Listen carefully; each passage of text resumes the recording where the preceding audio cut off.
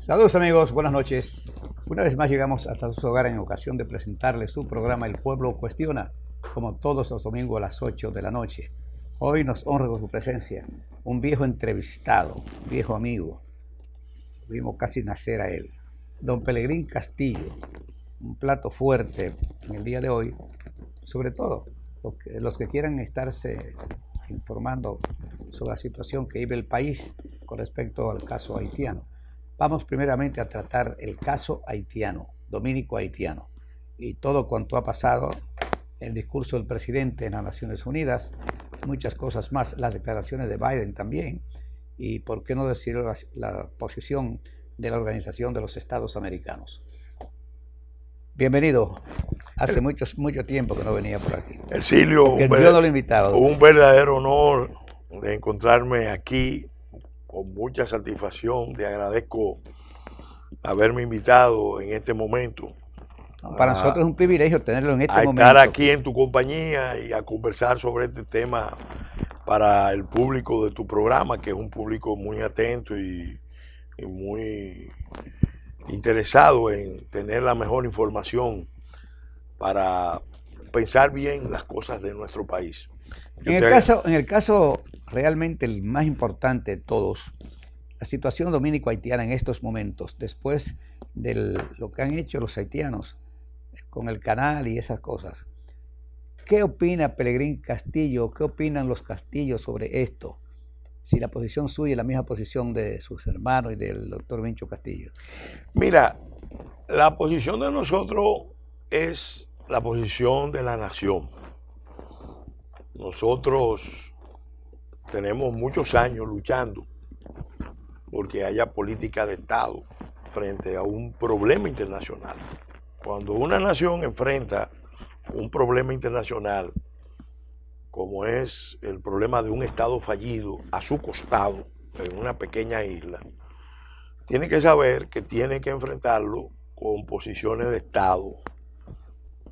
Eso significa que la clase dirigente del país, y particularmente la clase política, tiene que tener la responsabilidad, el valor, el coraje, la inteligencia de sentarse, discutir qué es lo que más le conviene a la nación dominicana, no a un gobierno, no a un partido, ni a un gobierno, no a una corriente ideológica, no, a la nación histórica dominicana que nació en 1844, pero que tenía siglos de formación previo. Entonces, ¿qué ha pasado? Bueno, yo te diría que ahora mismo está implosionando, así como se está derribando un orden global que no se podía sostener porque se estaba construyendo en contra de las naciones. Aquí en la isla de Santo Domingo está implosionando, está cayendo un esquema de relación que desde la década de los 80 las potencias le impusieron a la República Dominicana como la mejor manera de abordar la crisis haitiana. Mira, las grandes potencias y los organismos internacionales sabían hace mucho tiempo que Haití era un Estado fallido. Incluso lo consignaron propiamente en un informe de 1949 de Naciones Unidas. La primera misión de Naciones Unidas al exterior en el continente fue hacia Haití, y ahí ellos, ¿qué recomendaban? Sacar población.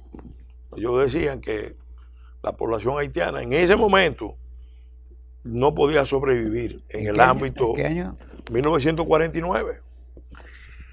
¿Qué pasa? Eso era complicado en el marco de la Guerra Fría, porque acuérdate que un año después estalló la Guerra de Corea y ya era más complicado darle paso a un esquema como ese de traslado de poblaciones de un país descrito como Estado fallido, aunque no le pusieran el nombre. La descripción que se hace era muy clara. A mediados de los 80, propiamente, se venía caminando, pero a mediados de los 80, ya cuando se veía claro que la Guerra Fría estaba en fase de superación, que tomó el poder Gorbachov en Rusia, empezó un esquema de Estados Unidos principalmente, y después se sumó a Europa, de condicionar a República Dominicana, de presionar a República Dominicana, y vamos a decirlo en criollo, de amarrar a República Dominicana a un rol para el cual República Dominicana no estaba preparado. ¿Cuál era el rol? Bueno, miren, le vamos a dar los beneficios de la iniciativa de la Cuenca del Caribe, pero ustedes tienen que hacernos el servicio de asimilar haitianos, integrar los haitianos, porque ellos, ahí estaba terminando la dictadura de Duvalier, se preveía que iba a haber un periodo largo de inestabilidad, y ellos sabían el daño que Haití tenía ya hace muchos años y que se había agravado bajo la dictadura de los Duvalier. Entonces, ¿cuál era la lógica de eso? Bueno, nosotros designamos a República Dominicana estado pivote, estado tapón de Haití, zona de amortiguamiento. Y su clase dirigente, su economía, se va a beneficiar de una serie de cosas a cambio de que se abran con los haitianos. Esa es la hipoteca de esa relación, la carga que tiene esa relación. Eso empezó con la iniciativa de la Cuenca del Caribe. Tú me preguntarás, pero ¿por qué yo llego a esa conclusión? Mira, yo tuve la experiencia de que siempre tuve amigos mayores que yo.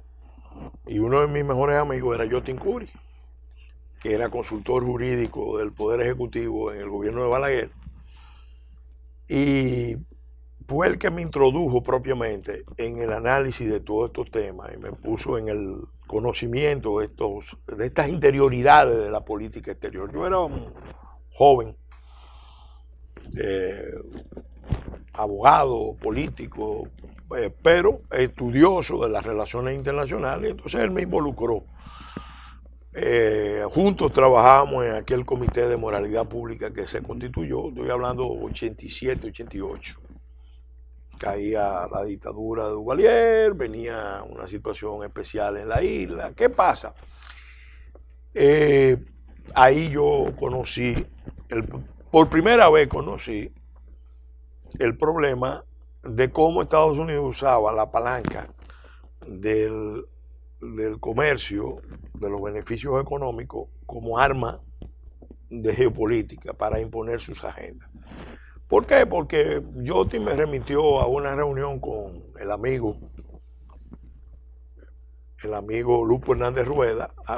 No era amigo mío, sino de mi padre, era una amistad heredada, y don Lupo era el abogado del Estado Dominicano, ante la OIT. Y él me contó el incidente que acababa de tener en ese momento con el agregado laboral de la Embajada Americana, que le estaba pidiendo que declarara a República Dominicana culpable ante la OIT de las acusaciones que le habían lanzado los sindicatos azucareros, la mayoría integrados por haitianos, la directiva y la membresía, y que ellos se iban a encargar de que las sanciones fueran benignas y que República Dominicana produjera una serie de ajustes. Dentro de esos ataques estaba el tema del trabajo esclavo. Ojo, trabajo esclavo o semi-esclavo. Cuando todo el mundo sabía que el trabajo en la industria azucarera era algo brutal, terrible. Y dicho sea de paso, las condiciones de ese trabajo, quien la imponen en República Dominicana son los norteamericanos, históricamente. Porque antes de los haitianos aquí se usaba mano de obra que venía de las islas. Pero los americanos en la ocupación americana no querían bregar con cortadores de caña que hablaban inglés, que eran cristianos, que tenían iglesias con pastores que los protegían y que además había un cónsul británico defendiéndolo. Y a partir de 1917-18, los norteamericanos fueron los que montaron el esquema de traer haitianos, porque les resultaba más cómodo para todos los fines. Todo el trabajo. Claro. Pero volviendo al tema, ahí yo me inicio y comprendo el tema. El Lupo protestó, cuestionó la posición norteamericana de pedirle a él, abogado del Estado Dominicano, que declarara culpable a República Dominicana. Y bueno, ahí yo empecé a ver el problema en la dimensión internacional. Pocos años después, a República Dominicana la terminan de meter en Lomé, acuerdo de Lomé, a condición de que entráramos junto con Haití. Y conozco el detalle de cómo fue el proceso. Ni Haití entraba, ni nosotros entrábamos, y los europeos nos cuestionaban, y CARICOM nos cuestionaba, y los africanos nos cuestionaban. ¿Y cómo se resolvió el asunto? Bueno, con una fórmula del canciller español, Fernández Ordóñez, que habría la posibilidad de que entráramos, pero entráramos juntos, dominicanos y haitianos, mediante una sola acta y con unos planes de integración. En ese periodo es que el doctor Balaguer hace la denuncia aquella de que Francia y otras potencias, él no mencionó, pero las otras potencias son Estados Unidos, Canadá, querían la fusión de la isla. Eso tiene que ver con una propuesta que le analizaron a un grupo de secretarios de Estado dominicanos que viajaron a Francia en esa época y le estuvieron hablando los europeos de que así como los alemanes y los franceses siempre habían luchado y terminaron siendo el eje de la Constitución de la Unión Europea, aquí en el Caribe, el eje del Caribe tenía que ser la integración de Haití y de República Dominicana, como si fuera lo mismo integrarse en la prosperidad, en la bonanza, con instituciones fuertes, en alta cultura, que integrarse con un país fallido, colapsado, y otro de rango medio, con muchos problemas históricos, con muchos lastres, con muchas dificultades. Pero ellos querían eso, porque para ellos era la mejor fórmula. Ellos no querían bregar porque la mala conciencia que tiene Occidente con Haití lo llevaba a buscarle una fórmula, pero esa fórmula era a expensas de República Dominicana. Y así fue caminando el proceso. Te recuerdo, por ejemplo, en la crisis del 94. ¿Por qué llegamos a la crisis del 94? Bueno, porque Aristide, además de quemar a los opositores en las calles, porque era el líder con más legitimidad, más votos, más apoyo popular, pero tenía una técnica de gobierno terrible, que era quemar a los opositores en la calle. Poner una goma ardiendo. Él fue a Naciones Unidas, ahora como están los presidentes yendo, y acusó formalmente a República Dominicana de esclavitud. Eso fue el gobierno de Balaguer. Y Balaguer, que tenía los juegos pesados, le dijo, bueno, pero si son esclavos, entonces vamos a liberar a los esclavos. Y se van para su país. Y entonces el doctor Balaguer montó un plan de repatriación. Cuando el problema empezó a hacerle crisis a Aristide se atrevió a arengar a las Fuerzas Armadas haitianas a que fueran a la frontera a confrontar a República Dominicana.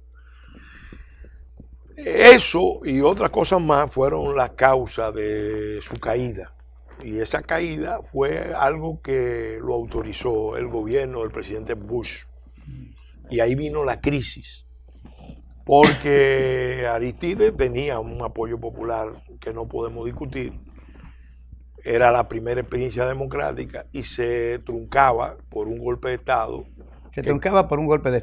Vamos a la pausa.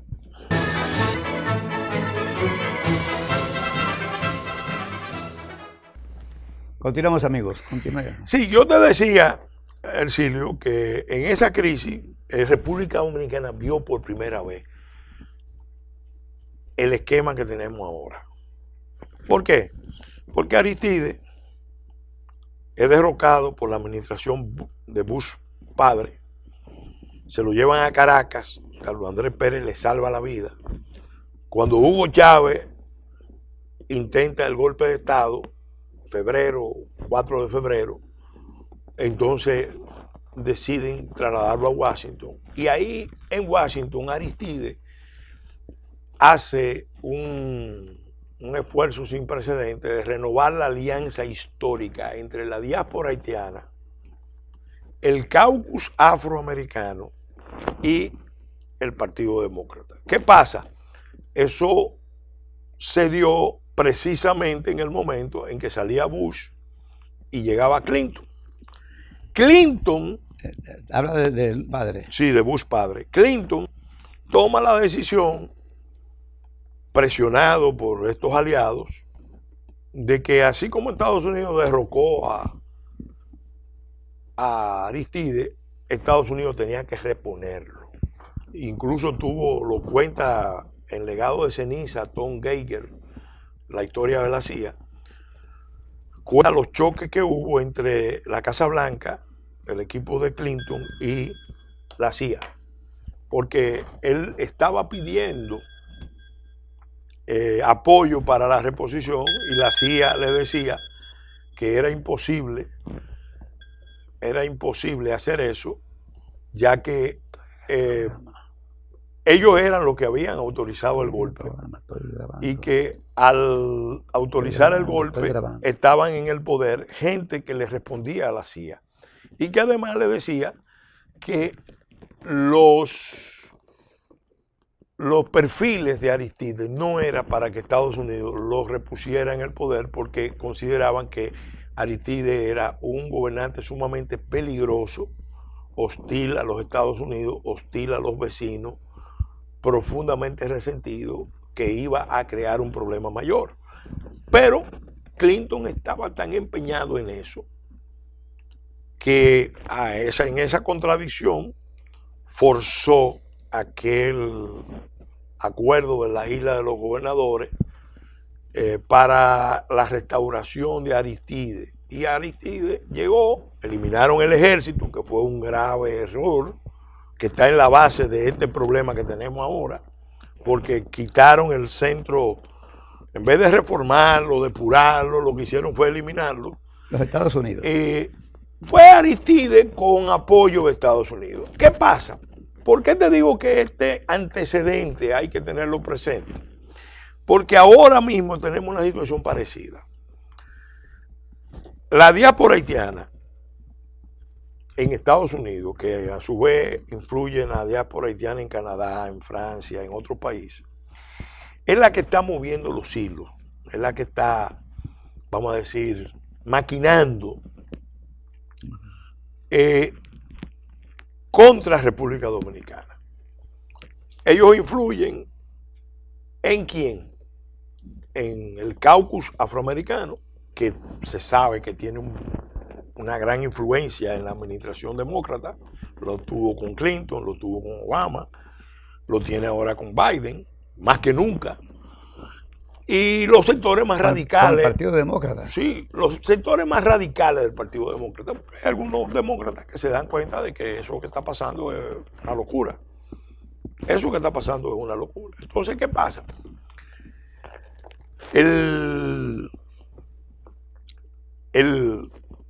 La realidad es que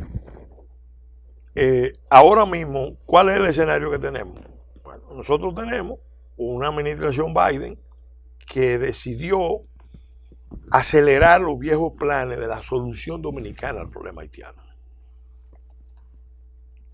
que era una fórmula destinada, es una fórmula destinada a que República Dominicana termine de convertirse en el espacio de solución a esos problemas de Haití, en su zona de amortiguamiento, por las buenas o por las malas. Ellos lo intentaron por las buenas, lo intentaron comprometiendo a la élite política, a la élite empresarial, a la élite intelectual, religiosa, académica del país, sindical. Ese esquema en 30 años demostró que no funciona ni para los haitianos ni para nosotros. Porque el esquema era que supuestamente los ricos de allá con los ricos de aquí se iban a unir e iban a crear un nuevo espacio insular. En el 2009, por ejemplo, hubo una reunión en el gobierno del presidente Fernández en la Universidad Internacional de la Florida con las grandes familias empresarias de allá, de Haití y las de aquí. Y el objetivo era, ¿cómo es que vamos a unificar este mercado? Los haitianos siempre han dado claro en esto, porque se lo recomendaba el informe de Naciones Unidas del 49. Y no importa el gobierno haitiano, las juntas militares, Aristides, todo el mundo estaba claro en que si República Dominicana quería, si los grupos de aquí querían, no República Dominicana, si los grupos de aquí querían tener acceso al mercado haitiano, tenía que ser a contraparte de abrirle la frontera a la migración. Los ricos de aquí no le importaba eso, porque igual que los ricos de allá, están pensando en su negocio, en sus empresas, dentro de un esquema extractivo de renta, no de un desarrollo capitalista con responsabilidad, con cuidado del medio ambiente, con promover el recurso humano, no, un capitalismo salvaje, allá y aquí. Entonces, ese esquema en realidad entró en crisis, porque ni Haití caminaba, iba adelante, y nosotros empezábamos a sufrir los efectos. A retroceder. ¿Por qué? Porque en ese periodo que no empezó en el 2020, para ser justo, y eso lo tiene que saber la oposición, un proceso que viene de atrás, se aceleró a partir del 2017 y se aceleró con la pandemia y se aceleró con las presiones que se montaron, pero ahora mismo ya República Dominicana en su territorio tiene 476 asentamientos haitianos. 476 sí, asentamientos haitianos. Entiéndase, un barrio, una parte de un barrio, unas calles de un sector de la capital, una comunidad completa. Hay 476. Santiago, Puerto Plata, todo eso. Entonces, no, incluso se está dando algo. Hay fondos internacionales que están llegando. Por ejemplo, Canadá se ha dedicado a canalizar recursos para construirle vivienda a los haitianos en República Dominicana. ¿Cómo? Sí. ONGs canadienses con fondos públicos canadienses o privados de la diáspora, ellos están haciendo asentamientos. Lo están haciendo en Puerto Plata, lo están haciendo en San Pedro, lo están haciendo en Monte Plata, lo están haciendo en La Romana. ¿Primera vez que se dice eso? No, eso está hace tiempo se ha dicho. Y otros países están canalizando fondos. ¿Para qué? Porque la recomendación del 49, ¿cuál era? Traslado masivo de familias enteras en forma permanente, sin retorno al país de origen. Y eso es lo que explica por qué han insistido tanto en el tema de que hay que darle la nacionalidad. Porque ellos quieren que esa gente terminen aquí siendo una minoría decisiva o que terminen propiamente derrumbando el Estado y dándole paso ya a un traslado masivo, forzoso de población. Y frente a todo eso, ¿qué se está haciendo? Entonces, ¿qué se está haciendo? Mira, vamos a las reacciones dominicanas. El gobierno dominicano, los gobiernos dominicanos de las últimas décadas, de una u otra manera, por acción, omisión, inconsciencia, temor, responsabilidad, irresponsabilidad, miedo, han estado acomodándose a ese rol. Aquí los grupos económicos han creído, no, nosotros vamos a dominar el mercado de los 25 millones. Haití es nuestro segundo socio comercial. Mira, Ercilio, República Dominicana no se ha convertido en una potencia exportadora. Entre otras cosas, porque la visión condicionada por el poder de las potencias es que, miren, dominen el mercado haitiano, alíense con los ricos haitianos y ustedes controlan eso. Y obviamente... ¿Y se ha dado eso? Eso se estaba planeando, se planeó y se hicieron reuniones formales. De hecho, yo siendo ministro, participé en una reunión en el 2014 en la Asociación de Industria y había 2 ministros más, el ministro Navarro y el ministro Montaz. Y el tema era la política frente a Haití. Yo era ministro de Energía y Minas. Y yo, vamos a decir, puse la nota discordante, porque yo le dije, miren, aquí se están haciendo cálculos de una integración con un Estado fallido.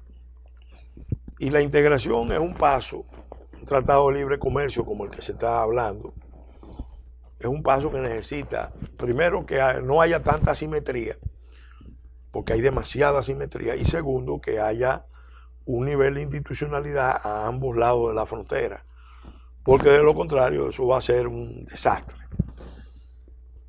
Eso mismo yo se lo había dicho a funcionarios del Departamento de Estado en casa de Chris Hull, que en ese momento era el jefe de la Embajada Americana, aquí provisionalmente, porque el embajador se había ido y no llegaba el otro. Y vinieron gente del Departamento de Estado y de Comercio, y en un almuerzo donde participó Luis Álvarez Renta, yo era presidente de la Comisión de Industria y Comercio en la Cámara de Diputados, y había acompañado las negociaciones de Recasta. Entonces le había dicho, miren, ustedes están abordando muy mal el tema de Haití. El problema de un Estado fallido no se aborda con este esquema. Este esquema de desarrollar la frontera, de crear un tercer espacio, de condicionar el comercio, no va a funcionar. Porque Haití tiene unas reivindicaciones históricas, unos reclamos, unas pretensiones sobre República Dominicana, y ustedes mismos han estado apoyando eso, que en vez de ayudar a que haya una solución, lo que va a haber una complicación. Ejemplo, el tema de la nacionalidad. Quien mantiene insistentemente el ataque a República Dominicana para que le dé la nacionalidad dominicana a los haitianos, a pesar de que no le corresponde, es Estados Unidos. Bueno, parémoslo en Estados Unidos. Vamos a la pausa.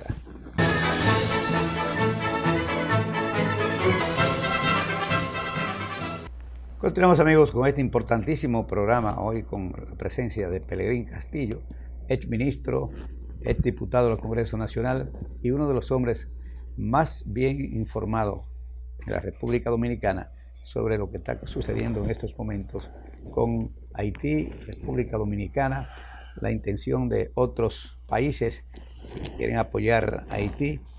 Realmente para el pueblo dominicano esto es algo innegociable, lo que realmente se está en este momento produciendo. El caso actual de República Dominicana y el canal del dolor de cabeza que hay ahí. Mira, Arcilio, no se trata de un canal. Eso es lo que aparenta. Eso es un motivo. Es lo que se ve. Se trata de un pretexto. De un pretexto. Sí, están buscando construir un expediente, un motivo para una provocación internacional que desate un conflicto entre los dos países y que favorezca un esquema de intervención internacional. No Haití, donde no hay Estado, no hay Congreso, no hay justicia, matan al presidente, no hay ejército, lo que hay un primer ministro, no hay servicio público. No. Ellos quieren generar el escenario de conflicto para favorecer la intervención en la isla. Por eso yo le digo a los dominicanos, a todos los dominicanos, y especialmente los del exterior, en la isla, que no es la primera vez que pasa. En la Primera Guerra Mundial, los norteamericanos sabían que iban a la guerra o que tenían alta probabilidad de ir a la guerra y tenían recién abierto el canal de Panamá. ¿Qué hicieron? Aprovecharon los conflictos haitianos, intervinieron en Haití y se quedaron en Haití por 19 años. Y aquí, al año siguiente de haber intervenido en Haití, intervinieron aquí y se quedaron por 8 años. Ahí es que ellos montan el esquema de traer haitianos y ocupar las mejores tierras de la parte oriental de la isla para sus empresas. Lo hicieron en el este, lo hicieron en Puerto Plata, lo hicieron en zona del sur. Las empresas azucareras americanas. Y en Haití le dieron un impulso enorme a la industria maderera. Ese daño ecológico que tiene Haití no es solamente de los haitianos, es de los americanos, es lo que los haitianos llaman el bois tombé. La destrucción del bosque haitiano es responsabilidad de los haitianos, pero es responsabilidad también de las compañías madereras norteamericanas, que desde la primera intervención hasta la fecha estuvieron dándole duro al desmonte del bosque haitiano. Entonces, ¿qué es lo que pasa ahora?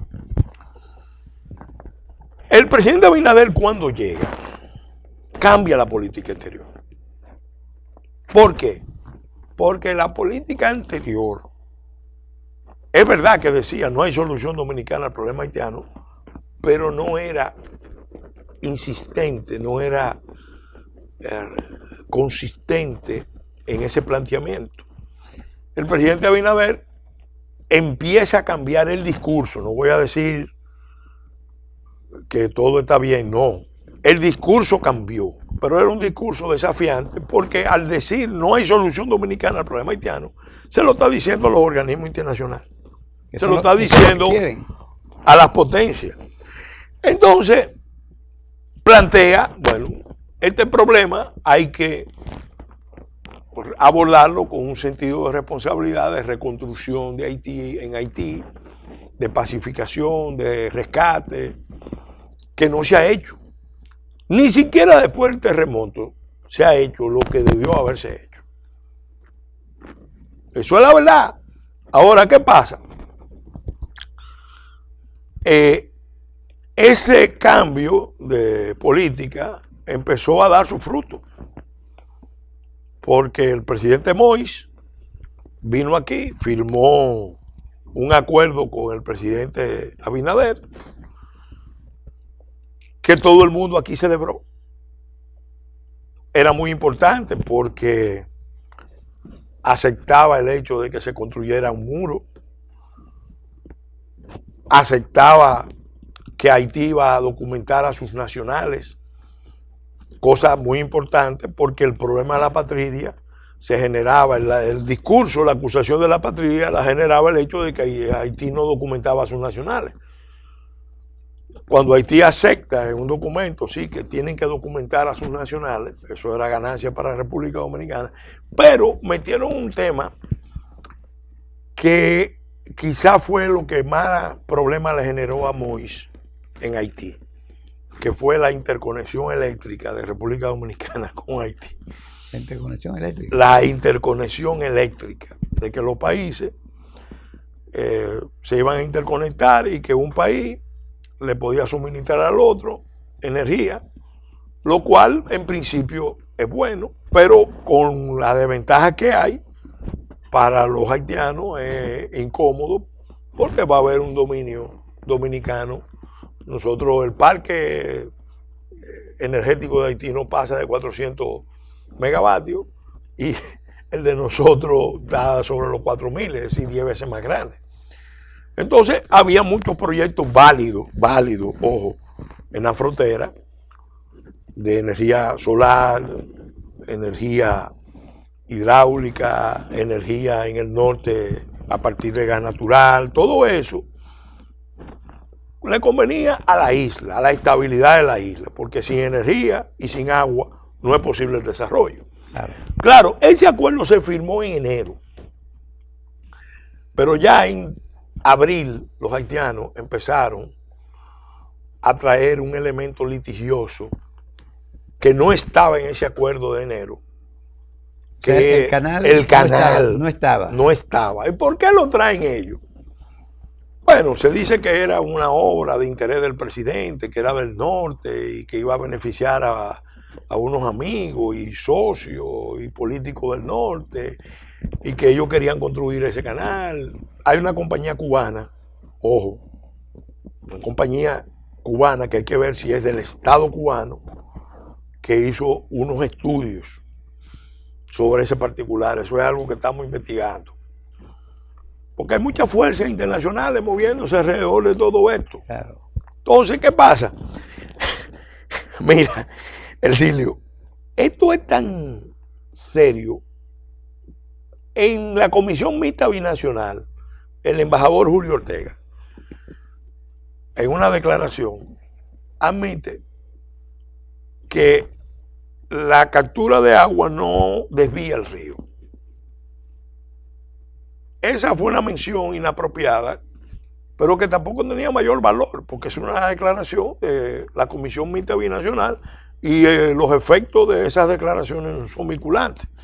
El gobierno dominicano inmediatamente protestó porque se levantó un movimiento aquí de clamor. O sea, no fue que surgió de la misma Cancillería. Claro, hay mucha gente en la Cancillería que estaba consciente de que eso no procedía y hubo un movimiento de clamor y a los pocos días ya el presidente le había dicho al país que ese canal el gobierno dominicano no lo aceptaba, lo que querían hacer los haitianos, porque iba a afectar el recurso, el aprovechamiento del recurso aguas abajo.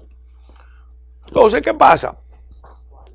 Eso es algo que está en la base del problema. Eso empieza en abril, pasa todo el mayo con el litigio y la protesta del gobierno dominicano. También se había dado en mayo, abril, junio. En julio, el 6 de julio, la Cancillería emite una nota que la publicó ahora, que le llega a la Cancillería haitiana el mismo día que matan a Jovenel Moïse. Wow. Lo matan en la madrugada. Bueno, le había llegado a la Cancillería, a Claude José, que era el canciller, esa nota donde le hace el recuento de por qué no procede y por qué el gobierno dominicano le pide que pare la obra. En realidad, mi interpretación es que para poder anular los efectos del acuerdo, es más, no se puede descartar. Eso fue el 21. Sí, no se puede descartar, porque a Moïse lo matan sus cercanos y gente vinculada a su partido. Obviamente hay dimensiones internacionales en todo esto, como el cambio de la política exterior norteamericana. Porque la diáspora haitiana, vuelvo a la diáspora haitiana, logra que Blinken cambie la política, que Biden cambie la política frente a Haití. Porque Moïse seguía con la política que venía ejecutando, que su plan era hacer la reforma constitucional, implantar una presidencia cuasi dictatorial, legitimarla por un referéndum y él mismo quedarse como el nuevo hombre fuerte de Haití. ¿Qué pasa? La diáspora haitiana es la que le mueve el piso y lo saca del poder. ¿Por qué? Porque él, en vez de buscar una solución con los Estados Unidos, decide acercarse a Rusia, acercarse a China, a Turquía, a Rusia y a Turquía para los temas energéticos, a Rusia para los temas de seguridad. Hay una declaración de la Cancillería rusa, que la reunión se produjo el 2 de junio del 2021, del embajador ruso en Caracas con el presidente Moïse. Y la Cancillería rusa emite una declaración. Y el hombre viaja a mediados de ese mes a Turquía Y ahí se vuelve y se reúne con los rusos, se reúne con los turcos, pero sobre todo se reúne con las fuerzas de oposición que están en Turquía. Peregrín, Y ahí es que se hace el pacto de Moïse con esas fuerzas. Y eso es lo que hace que los enemigos internos decidan, bueno, a este hombre hay que sacarlo del poder porque había tomado una serie de decisiones. Y una de las decisiones que se tomó fue el nombrar a Henry como primer ministro en vez de Claude Joseph, que era el que esperaba que lo nombraran a él. Lo hace 2 días antes de que lo maten. Entonces, ¿qué pasa? Ahí empieza una nueva dinámica. Hay 2 puntos de inflexión. Esa muerte de Moïse, el acuerdo inicial y la muerte de Moïse, que deben que ser objeto de investigación y de estudio. Y esto último que acaba de pasar, hay un vínculo que se conecta. Sí, ¿por qué? Porque aparece Claude Joseph de nuevo en la escena, usando el canal como un factor de provocación con el Estado Dominicano. Ahora, ellos saben que la intervención va, porque han estado creando las condiciones internamente, la clase dirigente, la intervención internacional va, pero ellos no quieren que vaya solo a Haití. Que venga aquí. Ellos quieren generar el escenario de conflicto con República Dominicana para que eventualmente se produzca una intervención en la parte oriental. Porque solamente así es que se puede realizar la solución dominicana al problema haitiano. Imagínate que se ocupe Haití por fuerzas internacionales y que después vengan con motivo de algunos incidentes que provoquen los propios haitianos en República Dominicana y ocupen República Dominicana. Y que ese sea un esfuerzo internacional de paz por razones humanitarias, como han hecho en otros escenarios del mundo. ¿Qué va a pasar a la larga? Que si ahora hay 2 millones de haitianos aquí, bajo ocupación, van a traer 2 millones más. La situación de los dominicanos va a ser muy crítica. Ellos entienden que van a resolver sacando dominicanos para afuera. Y ellos no saben el problema internacional que van a crear porque le están negando el derecho a 2 naciones históricas emblemáticas. Haití es una nación histórica emblemática sin Estado. Y nosotros somos una nación histórica emblemática que a lo largo de la historia ha ido construyendo su Estado y ha logrado muchísimas cosas. Querer que un Estado de desarrollo medio cargue con los problemas de un Estado fallido, que es fallido en gran modo por la acción de las potencias, es un crimen internacional perverso de alta inteligencia que va a generar un conflicto en la isla, en el continente y en el mundo. Eso es lo que usted vislumbra también. Bueno, yo estoy luchando para que no se dé. Porque lo que estamos diciendo aquí es, primero, que los dominicanos tenemos que unirnos. No debe haber fisura. Se lo digo al presidente Fernández, se lo digo a Abel Martínez, se lo digo a todo el liderazgo político del país. Esto es un tema que tiene que abordarse con un espíritu nacional de unificación. No se puede jugar a la política electoral, que siempre es muy divisiva